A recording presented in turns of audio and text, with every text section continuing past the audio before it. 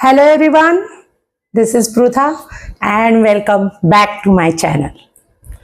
आज हम करेंगे एब्स वर्कआउट। मैं आपको 5 ऐसे वर्कआउट्स बताऊंगी जो एब्स के लिए बहुत अच्छे हैं। यस, हमने पहले भी ब्लॉग में एब्स वर्कआउट किए थे। मैंने 2 पार्ट्स में दिखाए थे, 2 ब्लॉग में एब्स वर्कआउट थे, लेकिन वो एब्स वर्कआउट काफ़ी डिफरेंट थे। आज जो मैं आपको एब्स वर्कआउट दिखाने वाली हूँ वो पीठ के ऊपर लेट के कौन से आप एब्स वर्कआउट कर सकते हो, ये मैं बताने वाली हूँ। तो चलिए चल के देखते हैं। ओके, तो 5 वर्कआउट करेंगे। पहला वर्कआउट, और जब मैं ये जो वर्कआउट दिखाने जा रही हूँ वो बिगिनर्स भी कर सकते हैं। आज हम कोई भी इक्विपमेंट्स यूज़ नहीं करेंगे, आज हम डंबल्स यूज़ नहीं करेंगे बिल्कुल भी। तो वैसे ही पीठ के ऊपर लेट के आप अपने एब्स के ऊपर कैसे काम कर सकते हो, ये मैं 10 मिनट का वर्कआउट आपको आज दिखाने वाली हूँ। एक्सरसाइज के बाद मैं आपको ये भी बताऊंगी कि सबसे बड़ा मिथ एब्स वर्कआउट में कौन सा है। तो गलत फहमी, कौन सी ऐसी बड़ी गलत फहमी है एब्स वर्कआउट के बारे में, तो वो मैं एक्सरसाइज के बाद में बताऊंगी। तो इस वीडियो को एंड तक जरूर देखिए। चलिए शुरू करते हैं। पहला जो वर्कआउट है वो है लेग रेजेस। लेग रेजेस के लिए आपको पीठ के ऊपर लेट जाना है, दोनों पैरों को एक साथ रखना है, हाथों को मैंने स्ट्रेट नीचे रखा है। अब सांस लेते वक्त हमें पैर को ऊपर लेना है, सांस छोड़ते वक्त पैर को नीचे ले जाना है फ्लोर की तरफ। अब हम इसे रेस्ट नहीं करेंगे, ब्रीद इन करके ब्रीद आउट। अगर आप कमर उठा सकते हो तो उठाओ, नहीं उठा सकते हो तो कोई बात नहीं। 3 breathe out, 4 breathe in, 4 breathe out, 5 breathe in, 5 breathe out, 6 breathe in, 6 breathe out, 7 breathe in, 7 breathe out, last one, 8 breathe in and 8 breathe out। धीरे से हम अपने लेग्स को नीचे लेके आएंगे। तो सांस छोड़ते वक्त आपको लेग्स को नीचे लाना है। ये हुआ हमारा लेग रेजेस। अब जो सेकंड वर्कआउट है वो है हमारा डेड बग। तो डेड बग के लिए दोनों घुटनों को हमें मोड़ना है। घुटनों को और टोस को, हिल्स को आपको एक लाइन में रखना है। टोज नीचे की तरफ नहीं होने चाहिए, टोज और नीज एक ही लाइन में होने चाहिए। अब मैंने हाथ ऊपर रखा है। अब ऑल्टरनेट लेग एंड आर्म्स हम स्ट्रेच करेंगे। सो ब्रीद इन करके हम स्ट्रेच करेंगे ऑल्टरनेट। तो राइट हैंड अगर मैं स्ट्रेच कर रही हूं तो लेफ्ट लेग उसके साथ स्ट्रेच करूंगी। सो ब्रीद इन करके towards the floor, breathe out, breathe in, fully extend, breathe out, crunch, breathe in, breathe out. Fingers को नीचे की तरफ, फिंगर्स को सामने की तरफ रखना है। Breathe in, breathe out. Body बिल्कुल भी स्टेडी रखनी है। 3 breathe in, 3 breathe out, 3 breathe in, 3 breathe out, 4 breathe in, 4 breathe out, 4 breathe in. जैसे आप देख रहे हो मैं हाथ और पैर को फ्लोर पे बिल्कुल भी रेस्ट नहीं कर रही हूँ। 5 breathe in, 5 breathe out, 5 breathe in, 5 breathe out, 6 breathe in, 6 breathe out, 6 breathe in, 6 breathe out, 7 breathe in, 7 breathe out, 7 breathe in, 7 breathe out, last one, 8 breathe in, 8 breathe out, 8 breathe in और 8 breathe out. आप अब पैरों को rest कर सकते हैं नीचे। तो ये हो गया हमारा एब्स वर्कआउट। इसमें ऊपर के एब्स, बीच का बेली का पार्ट और नीचे का बेली का पार्ट, हर एक पार्ट इस वर्कआउट में इन्वॉल्व है। तो ये रहा हमारा डेड बग वर्कआउट।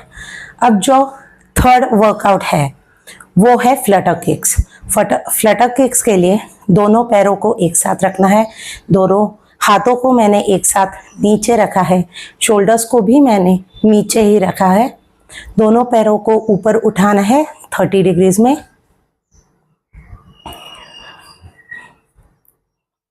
और ऐसे पैरों को मारते रहना है। यहीं तक हमें पैरों को हिलाना है।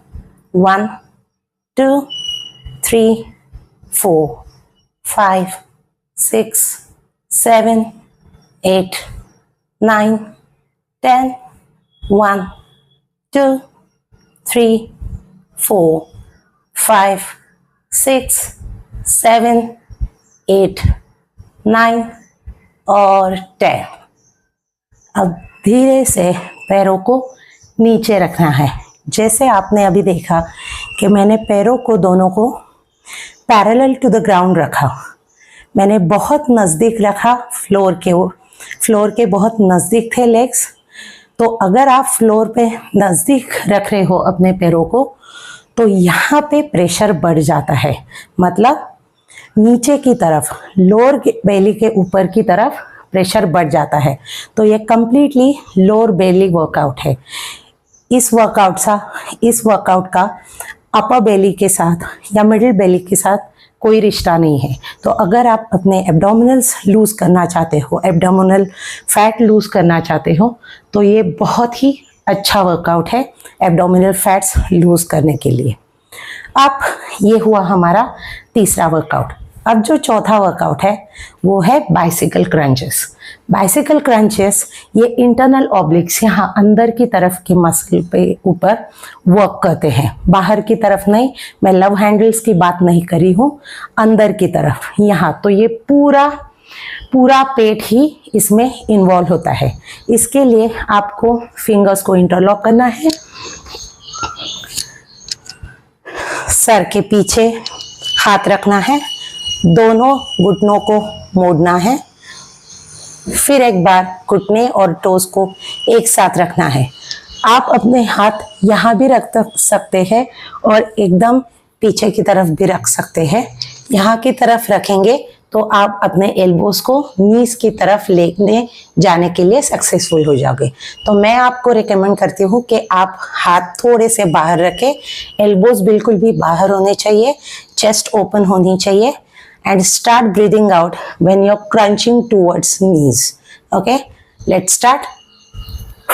Breathe out, breathe out, 2 breathe out, 2 breathe out, 3 3 4 4 5 5 6 6 7 7 8 और 8। Rest legs down. जैसे अभी आपने देखा कि मैंने पूरी तरीके से फ्लोर की तरफ पैरों को एक्सटेंड किया। तो जब आप क्रंच कर रहे हो, जब आप क्रॉस क्रंचिंग कर रहे हो, तभी आपको लेग्स को एक्सटेंड करना है, तभी आपको पैरों को ज़मीन की तरफ लेके जाना है। तो यहाँ पे क्रॉस क्रंच हो जाएगा और यहाँ पे लेग एक्सटेंशन हो जाएगा। तो ऑटोमेटिकली साइमल्टेनियसली हम हमारे पेट के ऊपर स्ट्रेच भी बढ़ा रहे हैं और क्रंचिंग भी बढ़ा रहे हैं। तो इस हिसाब से हमारा बेली फैट लूज़ होने में बहुत मदद मिलती है। तो ये था हमारा चौथा वर्कआउट जिसे कहते हैं बाइसिकल क्रंचेस। अब जो अगला वर्कआउट है उसे बोलते हैं क्रॉस सीजर्स। तो क्रॉस सीजर्स के लिए भी आपको पीठ के ऊपर लेटना है। दोनों पैरों को मैंने नज़दीक रखा है, हाथों को मैंने भी स्ट्रेट ही नीचे ही रखा है। अब जैसे सीजर वर्क करता है उसी तरह हमें पैरों को ऊपर ले जाना है 4 काउंट्स में, और 4 काउंट्स में हमें नीचे लेके आना है। लेकिन हम हमारे पैर रेस्ट नहीं करेंगे, वैसे ही हम उठाएंगे और वैसे ही हम नीचे की तरफ लेके जाएंगे। तो इससे क्या होता है, इससे पेट के ऊपर का प्रेशर बढ़ने लगता है और फैट रिलीज होने के लिए मदद मिलती है। चलो शुरू करते हैं। 1 2 3 4, reach up. 1 2 3 4, reach down. 1 2 3 4, reach up। 1 2 3 4, reach down। Continue। 1 2 3 4, 1 2 3 4, one more time। 1 2 3 4, reach up। 1 2 3 and 4, slowly reach legs down। जैसे आपने अभी देखा कि पैर के ऊपर धीरे धीरे धीरे प्रेशर बढ़ने लगा। जैसे ही हम ऊपर रीच कर रहे थे, ऊपर रीच करने के बाद यहाँ अपर बेली में प्रेशर बढ़ने लगा। जैसे हम नीचे की तरफ आ रहे थे, नीचे की तरफ आने के बाद प्रेशर लोअर साइड पे बढ़ने लगा। तो इसी तरह से upper side, middle side and lower side, ये तीनों पे ही ये क्रॉस सीजर असर करता है। तो क्रॉस सीजर्स थे ये वाला वर्कआउट जो हमने किया वो। तो जैसे हमने अभी देखे 5 एक्सरसाइजेस। अब जो बिगिनर्स है वो बिगिनर्स इसकी शुरुआत 5 या 6 काउंट से कर सकते हो। एक एक्सरसाइज आप 5 या 6 बार कर सकते हो। अगर आप यूज्ड टू हो, अगर आप ये सारे एक्सरसाइज कर रहे हो, अगर आप प्रैक्टिस में हो, तब आप इसकी रेंज बढ़ा दोगे। मतलब तब आप 10 to 15, 15 to 20 रेपिटेशंस भी कर सकते हो। अगर आप बहुत सालों से एक्सरसाइज कर रहे हो और बहुत अच्छी आपकी स्ट्रेंथ है तो आप 20+ भी इसके हर एक एक्सरसाइज के रिपीटेशंस को कर सकते हो। तो ये थे हमारे 5 एब्स वर्कआउट जो पीठ के ऊपर लेट के ही करने थे, जिसके लिए आपको पोस्चर चेंज करने की ज़रूरत नहीं है, जिसके लिए आपको माउंटेन क्लाइंबर्स जैसे रनिंग करने की ज़रूरत नहीं है, या तो फिर बहुत सारा प्रेशर बॉडी के ऊपर डालने की ज़रूरत नहीं है। तो ये बिगिनर्स भी कर सकते हैं, इंटरमीडिएट लेवल पे भी कर सकते हैं और एडवांस लेवल पे भी कर सकते हैं।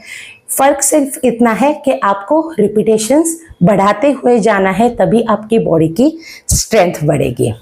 ऑल राइट, जैसे मैंने पहले बताया आपको कि एब्स वर्कआउट में सबसे बड़ी गलतफहमी कौन सी है, सबसे बड़ा मिथ कौन सा है, तो वो मिथ ये है कि आप एब्स वर्कआउट देख के आपको लगता है कि आपके एब्स बन जाएंगे, या तो फिर आपको लगता है एब्स वर्कआउट देख के आपका पेट बहुत कम हो जाएगा, बहुत तेज़ी से फैट्स आपके रिलीज़ हो जाएंगे। तो ये बिल्कुल ही बहुत बड़ी गलतफहमी है। आप जो देखते हो उसका असर, हम जैसे बोलते हैं कि विजुअल्स का असर बहुत तेज़ी से होता है, तो वैसा ही है जो आप यूट्यूब पे या कहीं भी सोशल मीडिया पे जो भी वर्कआउट्स देखते हो अच्छे, तो उसमें बहुत ट्रेनर्स रहते हैं, बहुत एक्सरसाइज करने वाले, बहुत ही मतलब पर्सनल ट्रेनर हो, या तो फिर ऐसे ट्रेनर्स के जो बहुत ट्रेंड है, वैसे ट्रेनर्स की आप एक्सरसाइज देखते हो और उसमें जब भी एब्स वर्कआउट दिखाते हैं तो वो अपने एब्स दिखाते हुए ही वो वर्कआउट शो करते हैं। तो आपको ये लगता है कि मैं जब ये एक्सरसाइज करने लगूंगी तो मेरे भी एब्स निकल आएंगे। ऐसा बिल्कुल नहीं है। यस, वो बहुत ज़्यादा वर्कआउट करते हैं, ये तो सच ही है, लेकिन उनके जो मसल्स पंप हुए होते दिखते हैं हमें, वो उनकी डाइट की वजह से है। तो वो बहुत अच्छे से डाइट करते हैं, बहुत ही स्ट्रिक्ट डाइट करते हैं। आपको बहुत कंसिस्टेंटली डाइट पे स्ट्रिक्ट रहना होता है, तभी आप अपना पेट का फैट रिलीज कर दोगे, तभी आप अपना पेट का फैट कम कर सकते हो।